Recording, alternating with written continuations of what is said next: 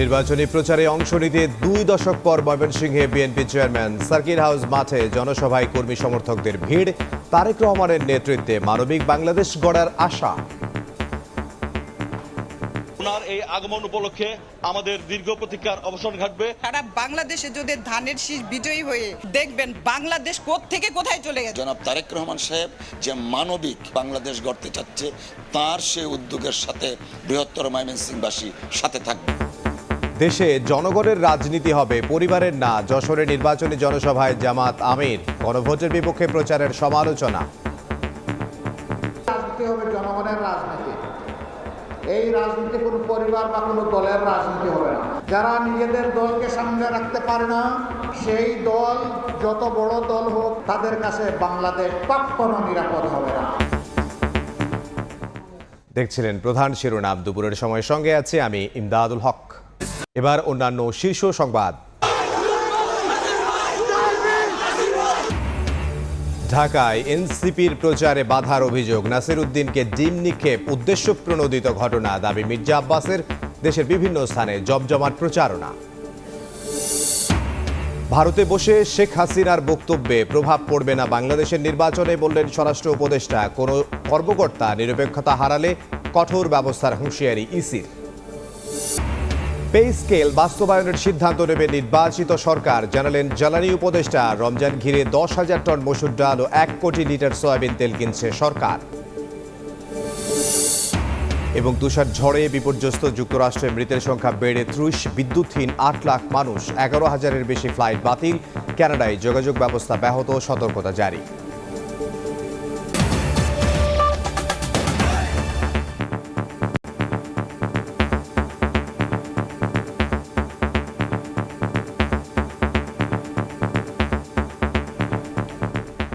নির্বাচনী প্রচারে অংশ নিতে 2 দশক পর ময়মনসিংহে বিএনপি চেয়ারম্যান তারেক রহমান। তার আগমন ঘিরে উৎসবের নগরীতে পরিণত হয়েছে পুরো জেলা।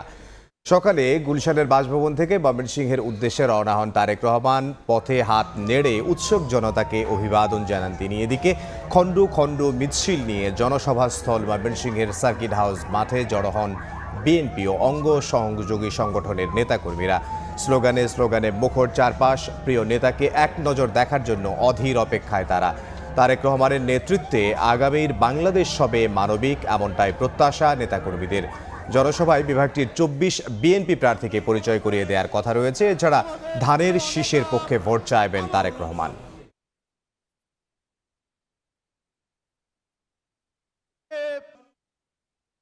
মঞ্চে এসে উপস্থিত হবেন তারেক রহমানের কত আনন্দ যায়, কি মুখের ভাষায় আমি সে বলতে পারছি না। ওনার এই আগমন উপলক্ষে আমাদের দীর্ঘ প্রতীক্ষার অবসান ঘটবে। নগরায়নে যে ধরনের সমস্যাগুলি রয়েছে, সেই সকল বিষয়ে তারেক রহমান প্রতিশ্রুতিবদ্ধ হবে। সারা বাংলাদেশে যদি ধানের শীষ বিজয়ী হয়ে দেখবেন বাংলাদেশ থেকে কোথায় চলে গেছে। জনাব তারেক রহমান সাহেব যে মানবিক এবং সকলের জন্য বসবাস উপযোগী বাংলাদেশ গড়তে চাচ্ছে, তার সেই উদ্যোগের সাথে বৃহত্তর ময়মনসিংহবাসী সাথে থাকবে ইনশাআল্লাহ।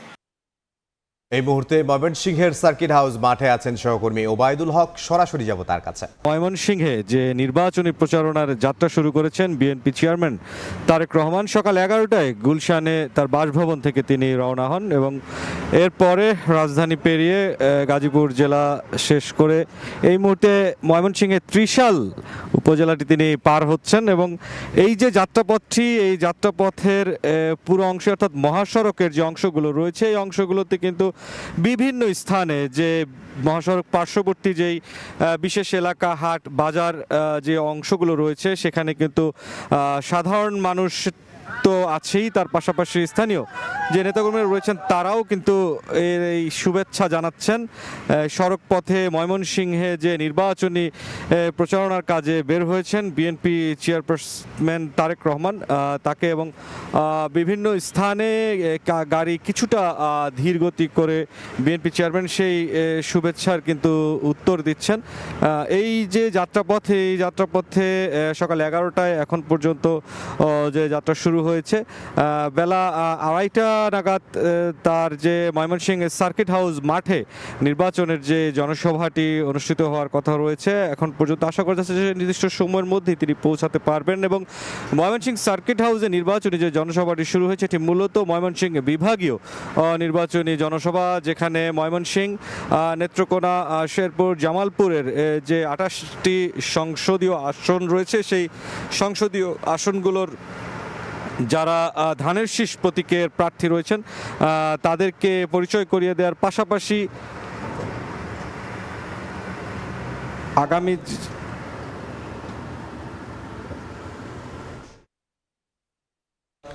জুনায়েদ, আপনাকে ধন্যবাদ।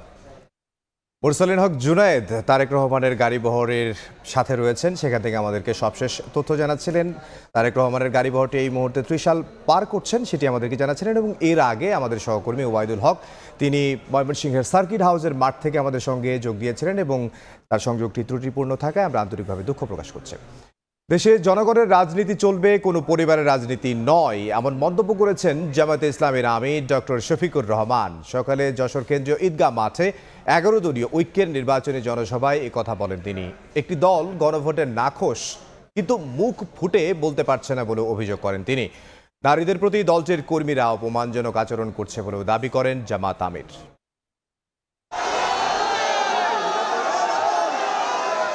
নির্বাচনী প্রচারে খুলনা বিভাগ সফরের দ্বিতীয় দিনের শুরুতেই যশোরের ঈদগাহ ময়দানের জনসভায় যোগ দেন জামায়াত আমির ডাক্তার শফিকুর রহমান।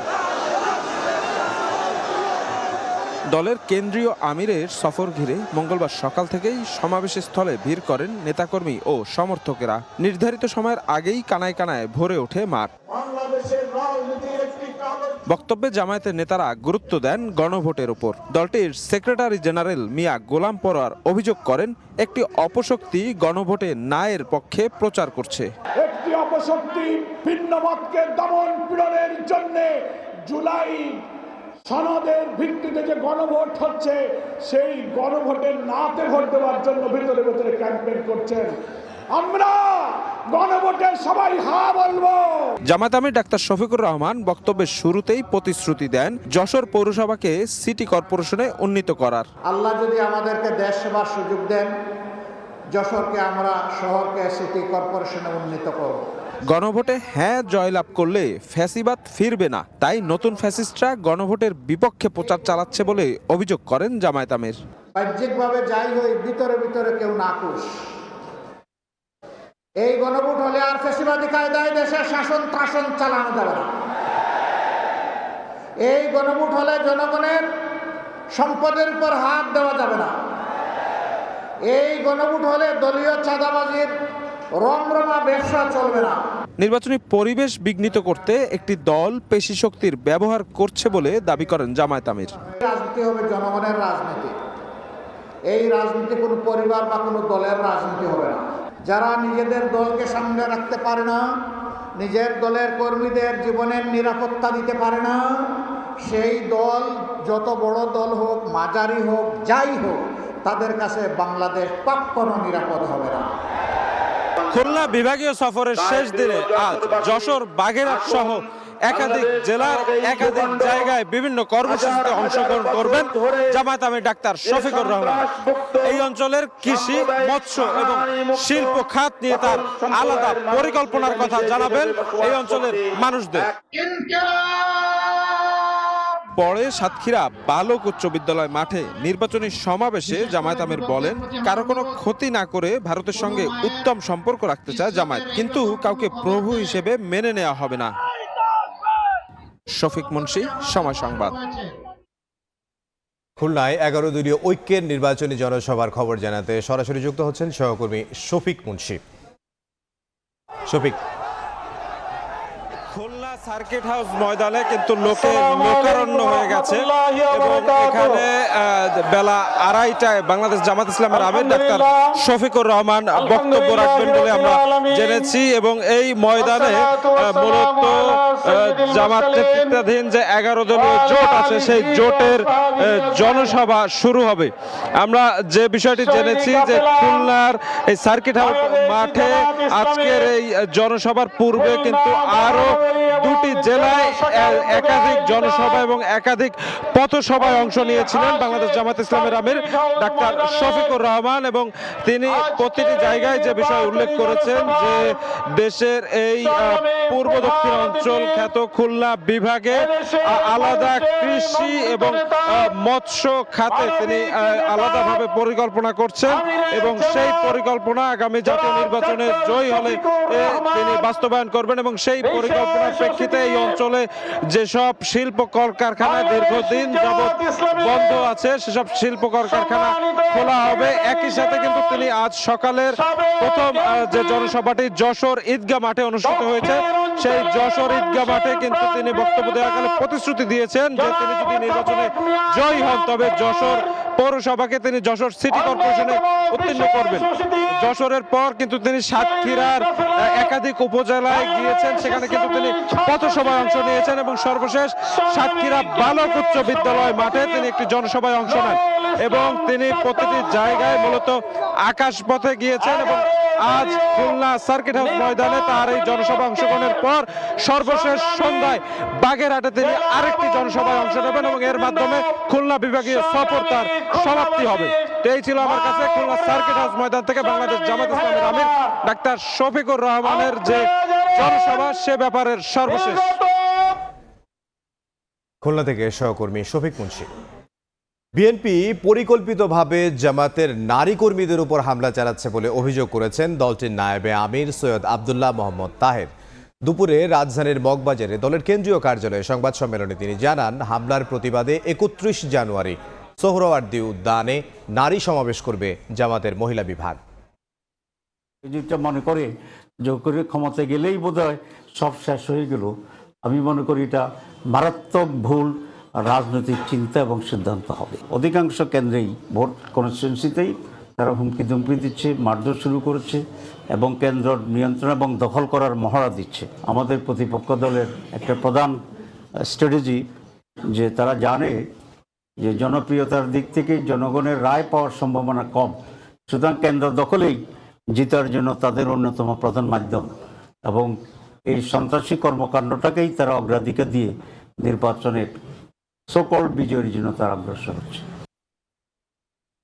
ঢাকা ৮ আসনে 11 দলীয় ঐক্যের প্রার্থী এনসিপি নেতা নাসির উদ্দিন পাটোয়ারির নির্বাচনে প্রচারে বাধা দেওয়ার অভিযোগ উঠেছে। হাবিবুল্লাহ বাহার বিশ্ববিদ্যালয় কলেজে তাকে ডিম নিক্ষেপ করা হলে তৈরি হয় উত্তেজনায়। ঘটনার জন্য প্রতিপক্ষকে অভিযুক্ত করেন নাসির উদ্দিন। তবে বিএনপি প্রার্থী মির্জা আব্বাস বলেন, ডিম নিক্ষেপের ঘটনা উদ্দেশ্য প্রণোদিত। ঢাকার অন্যান্য আসনেও জমে উঠেছে প্রচার যুদ্ধ।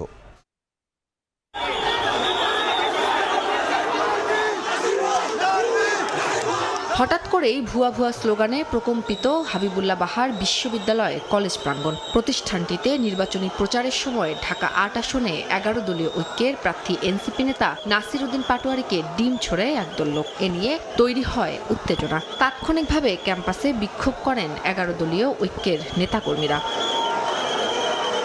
ভোটের প্রচারে বাধা দেওয়ার জন্য ছাত্রদলকে দায়ী করেন নাসির উদ্দিন।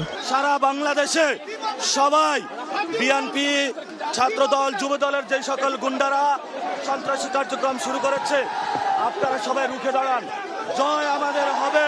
এ ঘটনায় ঢাকা ৮ আসনে বিএনপি প্রার্থী মির্জা আব্বাস বলেন, ডিম নিক্ষেপের ঘটনা উদ্দেশ্য প্রণোদিত। যারা করতেছে উদ্দেশ্যমূলক, ওদের কিছু ভিন্নতর উদ্দেশ্য আছে।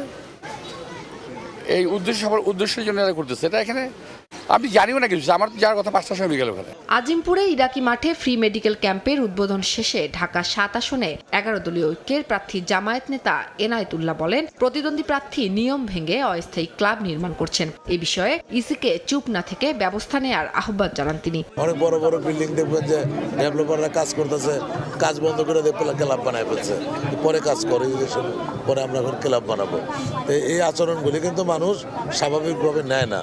এটাকে আপনি ব্যালটের মাধ্যমে আপনি এটা জবাব পাবেন। ঢাকা ৬ আসনের বিভিন্ন স্থানে জোরে সোরে প্রচার চালাচ্ছেন বিএনপি প্রার্থী ইশরাক হোসেন। এ সময় তিনি বলেন, কোনো কারণে প্রতিপক্ষ দল রাষ্ট্র পরিচালনার দায়িত্ব পেয়ে গেলে গৃহবন্দী হয়ে পড়বেন নারীরা, হরণ করা হবে ব্যক্তি স্বাধীনতা।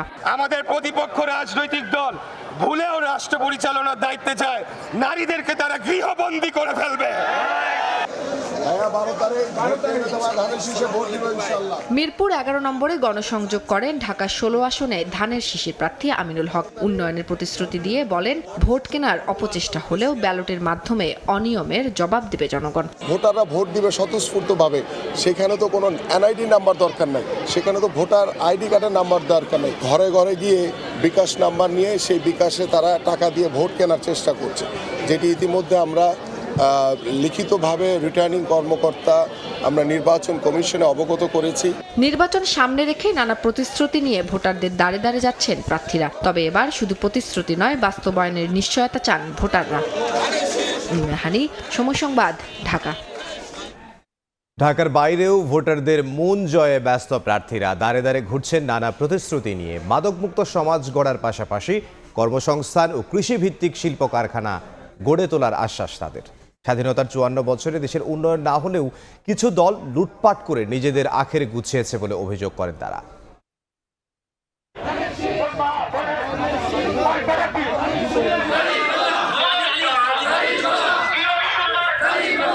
নির্বাচনের দিন যতই ঘনিয়ে আসছে ততই সরগরম হয়ে উঠছে নির্বাচনী প্রচারণা। ভোটারদের মন জয়ে নানা প্রতিশ্রুতি দিচ্ছেন প্রার্থীরা।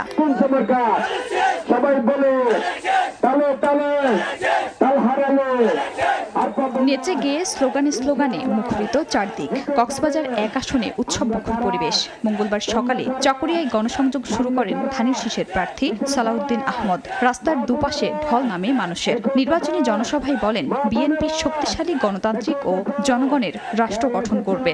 এদেশের গণতন্ত্রকে শক্তিশালী করার জন্য ২০২৪-এর ছাত্র গণ অভ্যুত্থানের শহীদদের প্রত্যাশা পূরণের জন্য, জন আকাঙ্ক্ষা পূরণের জন্য আগামীতে আমাদেরকে ধানের শীষের পক্ষে একটি ভোট দিয়ে বিএনপির কে রাষ্ট্রীয় ক্ষমতায় এবং রাষ্ট্র পরিচালনার দায়িত্বে আনতে হবে।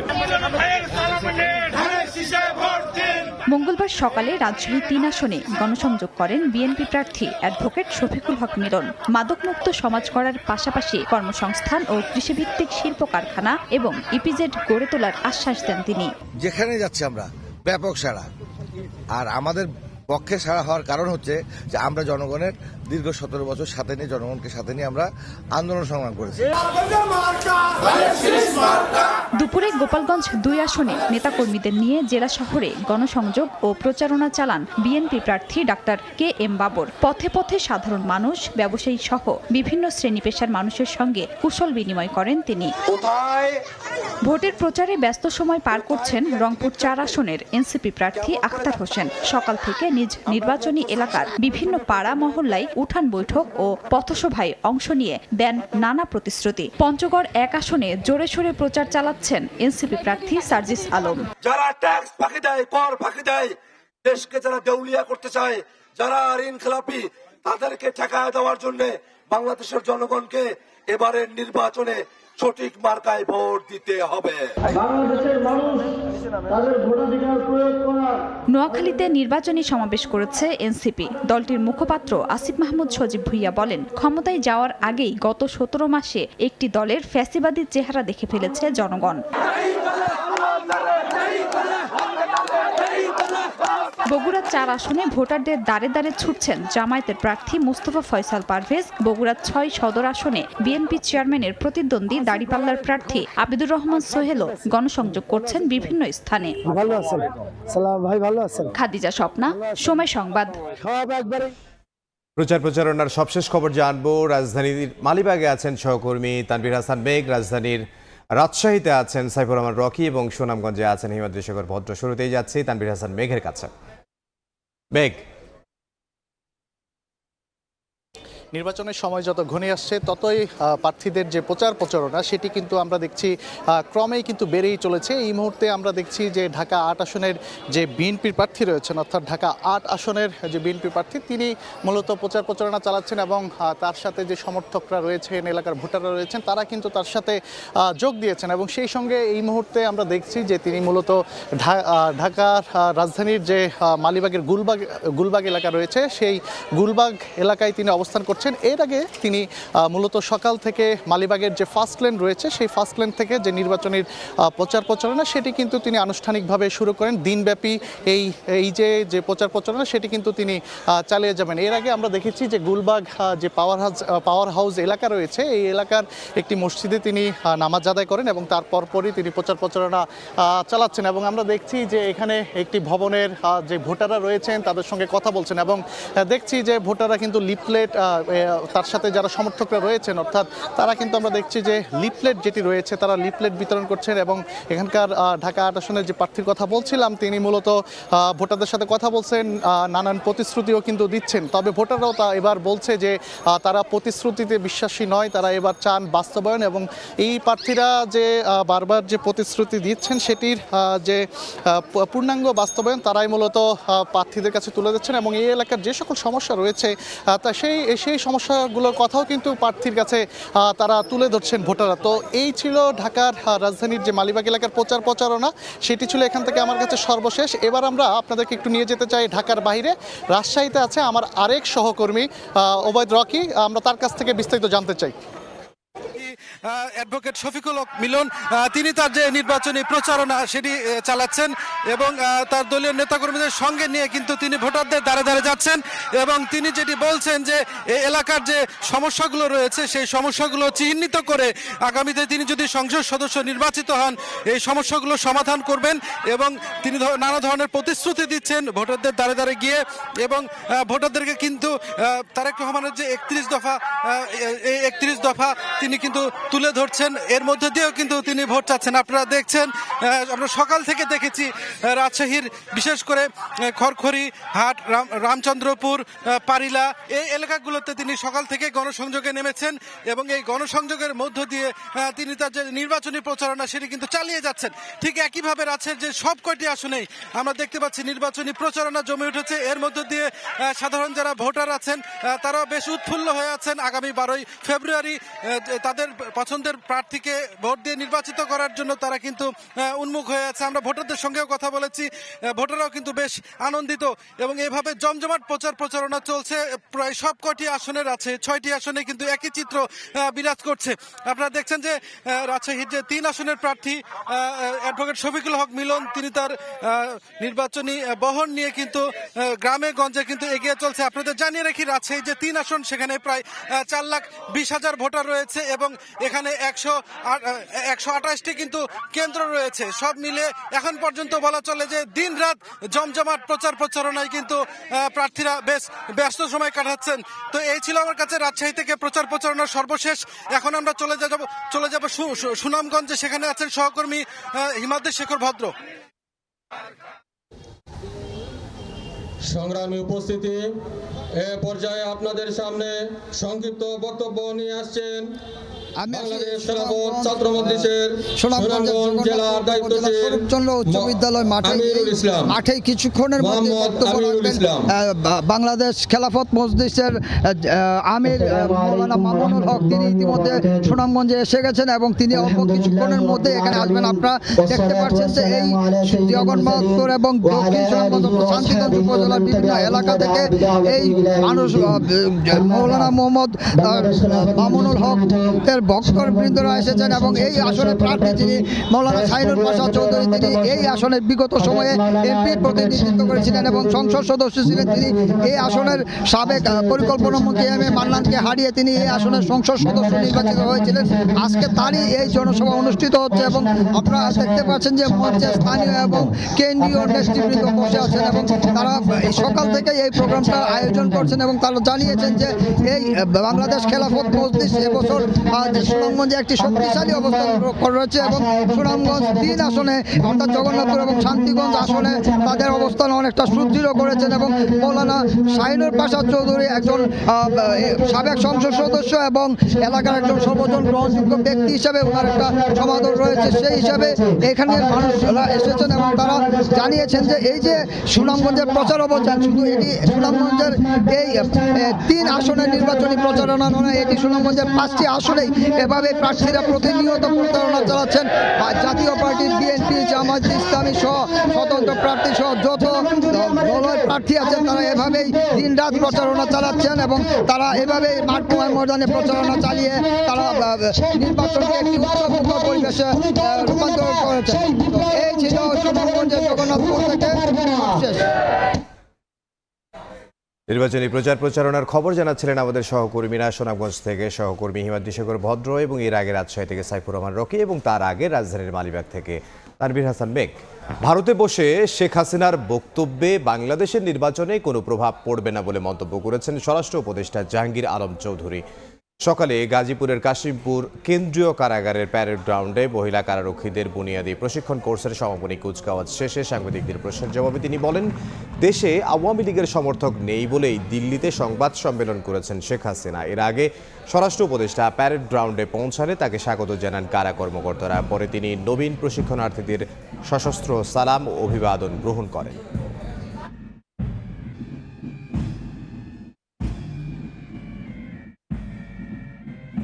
ভণ্ডুল বা কোনো অস্থিতিশীল করার কোনো সম্ভাবনা নাই।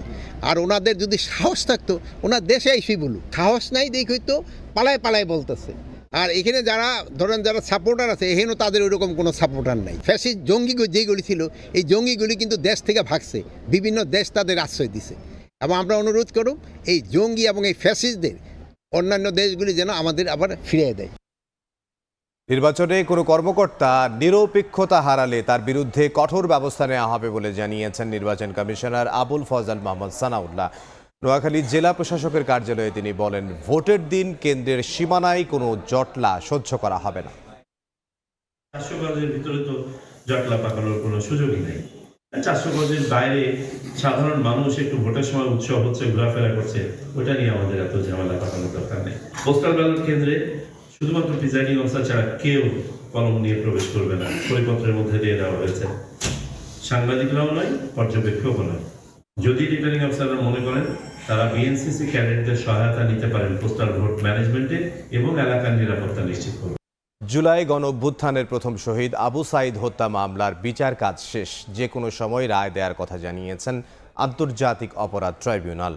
রায়ে 30 আসামির সর্বোচ্চ সাজা, মৃত্যুদণ্ড প্রত্যাশা করছে প্রসিকিউশন। অন্যদিকে মামলা প্রমাণে ব্যর্থ হয়েছে দাবি করে খালাস চেয়েছেন আসামি পক্ষের আইনজীবীরা। মামলা প্রমাণে 25 জনকে ট্রাইব্যুনালে সাক্ষী হিসাবে হাজির করে প্রসিকিউশন। সাক্ষ্য জেরা, উভয় পক্ষের যুক্তিতর্ক উপস্থাপন শেষ হয় মঙ্গলবার। রাষ্ট্রপক্ষের দাবি, আসামিদের বিরুদ্ধে অপরাধ প্রমাণ করতে পেরেছেন তারা, সর্বোচ্চ শাস্তিও প্রত্যাশা তাদের। অকাট্য নিশ্চিদ্র প্রমাণ দ্বারা উপস্থাপন সক্ষম হয়েছি। যাদের বিরুদ্ধে আমরা অভিযোগ দায়ের করেছি তারা সকলেই মামলার সাথে সংশ্লিষ্ট, সকলের বিরুদ্ধেই অভিযোগ আমরা প্রমাণ করতে পেরেছি এবং আমরা আশা করছি যে মামলার রায় দ্রুত হবে। তবে নির্দোষ দাবি করে আসামিদের খালাস চেয়েছেন তাদের আইনজীবীরা। আসামিদেরকে খালাস দিয়ে এই মামলাটি নরমাল যে সেশনস কোর্ট অথবা দ্রুত বিচার ট্রাইব্যুনাল গঠন করে যারা যারা এই ঘটনার জন্য দায়ী তাদেরকে আইনের আওতায় এনে বিচার করা। এদিন র্যাবের টিএফআই সেলে গুমের মামলায় অভিযোগ গঠনের আদেশ পুনর্বিবেচনা চেয়ে করা আবেদনের শুনানি হয়। ট্রাইব্যুনাল আবেদনটি খারিজ করে দেন। আর ডিজিএফের নিয়ন্ত্রণাধীন জিআইসি সেলে গুমের মামলায় দ্বিতীয় দিনের সাক্ষ্য গ্রহণ হয়। তাসলিম তৌহিদ, সময় সংবাদ, ঢাকা। দুপুরের সময় আরও থাকছে। টি-20 বিশ্বকাপে সুযোগ পেয়েও বিপাকে স্কটল্যান্ড স্কোয়াডের পাকিস্তানি বংশোদ্ভূত ক্রিকেটার সাফিয়ানের ভারতের ভিসা প্রাপ্তি নিয়ে দুশ্চিন্তা।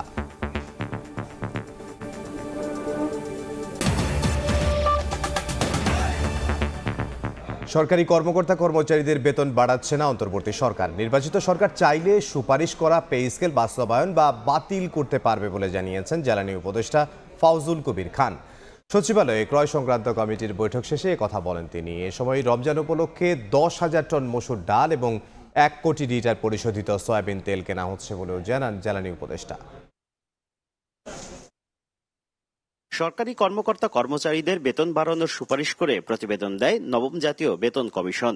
এতে 20টি গ্রেড অপরিবর্তিত রেখে সর্বনিম্ন বেতন 20,000 এবং সর্বোচ্চ 1,60,000 টাকায় উন্নীতের প্রস্তাব করা হয়, যা বাস্তবায়নে প্রায় 1 লাখ কোটি টাকা বাড়তি খরচ হবে সরকারের। জাতীয় নির্বাচনের আগে আমলাদের বেতন বাড়ানোর এই উদ্যোগ নিয়ে চলছে ব্যাপক আলোচনা সমালোচনা। মঙ্গলবার সচিবালয়ে ক্রয় সংক্রান্ত বৈঠক শেষে জ্বালানি উপদেষ্টা ফাউজুল কবির খান জানান, বেতন নিয়ে অনেকের মনে ক্ষোভ আছে।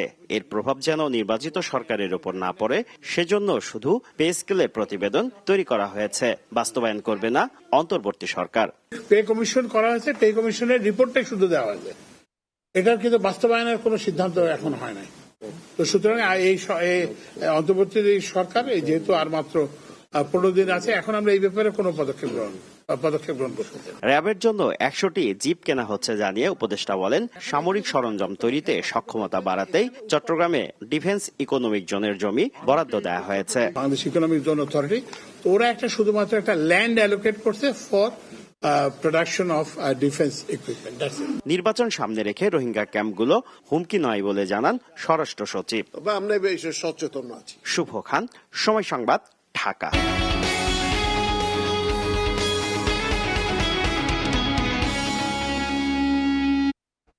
আমানতকারীদের অর্থ ফেরত দেওয়ার সিদ্ধান্ত হলেও এখনও অনিশ্চয়তায় একীভূত 5 ব্যাংকের শেয়ারে বিনিয়োগকারীরা। এমনকি এ ব্যাপারে বাংলাদেশ ব্যাংকে চিঠি দেওয়ার 4 মাস পার হলেও কোনো সদুত্তর পায়নি পুঁজিবাজার নিয়ন্ত্রক সংস্থা বিএসইসি। ভুয়া ব্যালেন্স শিটের মাধ্যমে এসব ব্যাংকে সবল দেখানো হয়েছে বলে অভিযোগ সাধারণ বিনিয়োগকারীদের। এই অবস্থায় অডিট ফার্মগুলোর বিরুদ্ধে ব্যবস্থা নেওয়ার কথা বলছে সংস্থাটি। তোফাজ্জল হোসেনের রিপোর্ট। দুর্নীতি, অনিয়ম আর খেলাপি ঋণের ভারে যখন প্রায় অস্তিত্ব শূন্য, তখনও পুঁজিবাজারে হয়েছে একীভূত হওয়া 5 ব্যাংকের শেয়ার কেনাবেচা। অডিট ফার্মগুলোর দেওয়া অসত্য তথ্যের ভিত্তিতে তৈরি ব্যালেন্স শিটে ব্যাংকগুলোকে লাভজনক দেখানোর অভিযোগ সাধারণ বিনিয়োগকারীদের। এটা বাংলাদেশ ব্যাংকের গভর্নরের দায়, কেন তারা তো দেখি ভালো কোম্পানি দেখি তারা লিস্টিং করছে। এই ব্যাংকগুলো অডিট করেছে, অডিট করানোর মাধ্যমে আইপিওতে আসছে, বাংলাদেশ ব্যাংক অনুমোদন দিছে, তাহলে বাংলাদেশ ব্যাংকের দায়, এটা সাধারণ বিনিয়োগকারীর দায় না। পুঁজিবাজারে আইপিওভুক্ত হতে জমা দেওয়া ব্যালেন্স শিটের অডিট যাচাই করে অনুমোদন দেয় Bangladesh securities and exchange commission BSEC. সাধারণ বিনিয়োগকারীদের অভিযোগ স্বীকার করে অডিট ফার্মগুলোর বিরুদ্ধে ব্যবস্থা নেওয়ার কথা বলেছে সংস্থাটি। অডিট ফার্ম তাদের বিরুদ্ধে তো কমিশনও ব্যবস্থা নেয়, এফআরসিও ব্যবস্থা নিচ্ছে, বাংলাদেশ ব্যাংকও ব্যবস্থা নিবে। গেল বছরের 23 সেপ্টেম্বর পুঁজিবাজারে সাধারণ বিনিয়োগকারীদের স্বার্থ সংরক্ষণে কেন্দ্রীয় ব্যাংকে চিঠি দেয় বিএসইসি। চিঠিতে সাধারণ বিনিয়োগকারীদের স্বার্থ সংরক্ষণে 5টি সুপারিশ করা হয়। বিষয়টি জানানো হয় সরকারকেও, কিন্তু 4 মাস পেরিয়ে গেলেও সে বিষয়ে এখনো কোনো সিদ্ধান্ত নেয়নি অর্থ মন্ত্রণালয় অথবা কেন্দ্রীয় bank. Financial statement Bangladesh bank try party meeting করে এটা অ্যাডপ্ট করেছে। যেই বিনিয়োগকারী কোনোভাবেই দায়ী নয় ব্যাংকের দুরবস্থার জন্য, তারা যেন বিনিয়োগকারীর এই স্বার্থটা দেখেন। বিশেষজ্ঞরা বলছেন, পুঁজিবাজারে একীভূত 5 ব্যাংকের শেয়ার কেনা বিনিয়োগকারীদের বিষয়টি বিবেচনা করা যেতে পারে। লার্জ শেয়ার হোল্ডার বোর্ডে বসে কন্ট্রোলিং সিদ্ধান্ত নিতে পেরেছে, তাদের হয়তো এই লুটপাতে বেশি তারা জড়িত। সেইখান থেকে চিন্তা করে একটা এক্সেপশন বেসিসে কিছু ক্ষতিপূরণ দেওয়া যায় নাকি। দেশের বিনিয়োগ প্রবাহ স্বাভাবিক করতে আর্থিক খাতে সুশাসন নিশ্চিতের উপর জোর দিচ্ছেন অর্থনীতিবিদরা। আর্থিক সেক্টরের স্থিতিশীলতা, সেই জায়গা থেকে করাপশনকে মাটিতে পুঁতে ফেলা, এছাড়া কিন্তু দাঁড়ানোর সক্ষমতা বাংলাদেশ আর পাবে না। পুঁজিবাজারে সাধারণ বিনিয়োগকারীদের বিষয়ে কোনো সিদ্ধান্ত না হলেও একীভূত হওয়া 5 ব্যাংকের 75 লাখ আমানতকারীকে 1,21,000 কোটি টাকা ফেরত দেওয়ার সিদ্ধান্ত নিয়েছে সরকার। একীভূত হওয়া 5টি ব্যাংকের শেয়ার কিনে ক্ষতিগ্রস্ত হওয়া বিনিয়োগকারীদের ক্ষতিপূরণ এবং ব্যাংকগুলোর এই দুরবস্থার জন্য দায়ীদের শাস্তির দাবি সংশ্লিষ্ট সকলের। তোফাজ্জল হোসেন, সময় সংবাদ, ঢাকা। দেশের বাইরের খবর। যুক্তরাষ্ট্র জুড়ে শক্তিশালী শীতকালীন ঝড়ে বিপর্যস্ত জনজীবন। মৃতের সংখ্যা বেড়ে দাঁড়িয়েছে 30 জনে। বিদ্যুৎহীন হয়ে পড়েছে 8 লাখ বাসিন্দা। বাতিল করা হয়েছে 11,000-এর বেশি ফ্লাইট। নিউ ইয়র্ক থেকে টেক্সাস পর্যন্ত ঝড়ের প্রভাব সামলাতে জরুরি ব্যবস্থা জোরদার করেছে স্থানীয় প্রশাসন। একই অবস্থা বিরাজ করছে প্রতিবেশী দেশ কানাডাতেও। তীব্র তুষার ঝড় ও হাড় কাঁপানো শীতে নাজেহাল অবস্থা বাসিন্দাদের। যুক্তরাষ্ট্রের ওহাইও ভ্যালি, মিড সাউথ ও নিউ ইংল্যান্ড জুড়ে আঘাত হানে ভয়াবহ শীতকালীন ঝড়। ভারী তুষারপাত ও প্রবল ঠান্ডায় দেশটির পূর্বাঞ্চলের বড় অংশ অচল হয়ে পড়ে।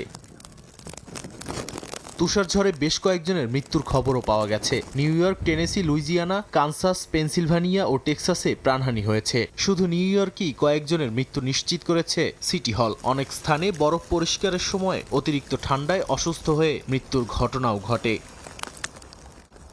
বিদ্যুৎ সরবরাহেও বড় ধাক্কা লেগেছে। সারা দেশে একই সময় বিদ্যুৎহীন হয়ে পড়েছেন লাখ লাখ গ্রাহক। সবচেয়ে বেশি ক্ষতিগ্রস্ত টেনেসি, মিসিসিপি ও লুইজিয়ানা। বিভিন্ন রাজ্যে জরুরি ওয়ার্মিং সেন্টার খোলা হয়েছে এবং বয়স্ক ও গৃহহীনদের সহায়তায় বিশেষ উদ্যোগ নেওয়া হয়েছে। এছাড়া বাতিল করা হয়েছে হাজার হাজার ফ্লাইট। নিউ ইয়র্কের মেয়র জোহরান মামদানি জানান ৫,০০০-এর বেশি স্যানিটেশন কর্মী ও ২৫০০ যন্ত্রপাতি নামানো হয়েছে। শহরের সব সড়ক পরিষ্কার করা হয়েছে বলেও দাবি করেন তিনি। তবে আরও একদিন অপ্রয়োজনীয় ভ্রমণ এড়িয়ে চলার আহ্বান জানিয়েছেন মেয়র। নাদিম মারজান, সময় সংবাদ। খেলার খবর, বাংলাদেশের জায়গায় টি-20 বিশ্বকাপে সুযোগ পেয়েও বিপাকে স্কটল্যান্ড। স্কোয়াডে পাকিস্তানি বংশোদ্ভূত ক্রিকেটার সাফিয়ান শরীফের ভারতের ভিসা পাওয়া নিয়ে দুশ্চিন্তায় তারা। আমন্ত্রণ পেয়েও শেষ পর্যন্ত ভিসা জটিলতায় দলের গুরুত্বপূর্ণ ক্রিকেটার বিশ্বকাপে যেতে না পারলে তা বিশ্ব ক্রিকেটের জন্য খারাপ বার্তা দেবে বলে মন্তব্য করেছেন স্কটিশ বোর্ডের প্রধান নির্বাহী ট্রুডি লেন ব্ল্যান্ড।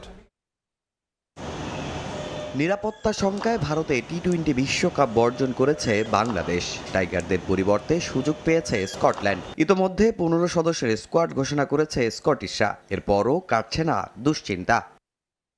যুক্তরাষ্ট্র, ইংল্যান্ড, ইউএই, ওমানের মতো স্কটল্যান্ড স্কোয়াডও আছে পাকিস্তানি বংশোদ্ভূত ক্রিকেটার, তাও আবার গুরুত্বপূর্ণ নাম পেসার সাফিয়ান শরীফ। এ সপ্তাহের শেষ দিকে ভারতের উদ্দেশ্যে রওনা হওয়ার কথা স্কটিশ দলের, কিন্তু সমস্যা একটাই, ভারতীয় ভিসা। ভারত পাকিস্তানের রাজনৈতিক টানা পড়েনে পাকিস্তানি নাগরিক কিংবা বংশোদ্ভূতদের ভিসা পাওয়া বড্ড জটিল। লম্বা সময় অপেক্ষা করিয়ে আদিল রশিদ, রেহানদের ভিসা দেয় ভারত সরকার। সাফিয়ান শরীফের ক্ষেত্রে স্কটল্যান্ড ক্রিকেট একই অবস্থার মুখোমুখি হতে পারে। স্কটল্যান্ডকে বিশ্বকাপে আমন্ত্রণ জানানো হয়েছে। এখন যদি ভিসার কারণে আমরা যেতে না পারি, তা কারোর জন্যই ভালো বার্তা হবে না। আমরা আইসিসির সঙ্গে কথা বলেছি। আইসিসি বিসিসিআই এর সঙ্গে এ সমস্যা সমাধানে কাজ করছে। আশা করছি প্রথম ম্যাচের আগেই সমাধান হবে। বিশ্বকাপের প্রথম দিনই মাঠে নামবে স্কটল্যান্ড। কলকাতার ইডেন গার্ডেন্সে তাদের প্রতিপক্ষ ওয়েস্ট ইন্ডিজ। কোয়ালিফাই না করে এমন সুযোগে খুব একটা সন্তুষ্ট হতে পারেনি স্কটিশরা। সমবেদনা জানান টাইগার ক্রিকেটারদের প্রতি। এভাবে বিশ্বকাপ খেলবো কখনো প্রত্যাশা করিনি। বিশ্বকাপ খেলতে একটা বাছাই প্রক্রিয়া পেরোতে হয়, সবাই সেভাবে খেলতে চায়। আমরা স্বীকার করছি আমরা ভিন্নভাবে সুযোগ পেয়েছি। সত্যি বলতে বাংলাদেশি ক্রিকেটারদের জন্য খুব খারাপ লাগছে। আর এভাবে বিশ্বকাপ খেললে অভিযোগ উঠতে পারে। তবে আমরা র্যাঙ্কিংয়ে 14 নম্বর দল, নিয়মিত আন্তর্জাতিক সিরিজ খেলে আসছি। আগামী 7 ফেব্রুয়ারি প্রথমবারের মতো বাংলাদেশকে ছাড়া ভারত শ্রীলঙ্কার মাটিতে শুরু হতে যাচ্ছে টি-20 বিশ্বকাপ। তামিম হোসেন, সময় সংবাদ। এ পর্যায়ে শীর্ষ সংবাদগুলো জানিয়ে দিচ্ছি আরও একবার। নির্বাচনী প্রচারে অংশ নিতে 2 দশক পর ময়মনসিংহে বিএনপি চেয়ারম্যান। জনসভায় কর্মী সমর্থকদের ভিড়। তারেক রহমানের নেতৃত্বে মানবিক বাংলাদেশ গড়ার আশা। দেশে জনগণের রাজনীতি হবে, পরিবারের না। যশোরে নির্বাচনী জনসভায় জামাত আমির সিন্ডিকেটের হাত গুঁড়িয়ে দেওয়ার হুঁশিয়ারি। গণভোটের বিপক্ষে প্রচারের সমালোচনা।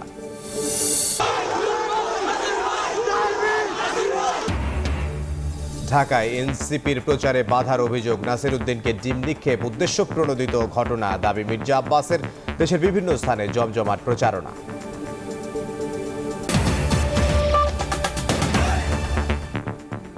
এই ছিল দুপুরের সময়। এরপর বিকেল 3টার সময় সংবাদ নিয়ে আসছি কিছুক্ষণ পর। সঙ্গে থাকুন সময়।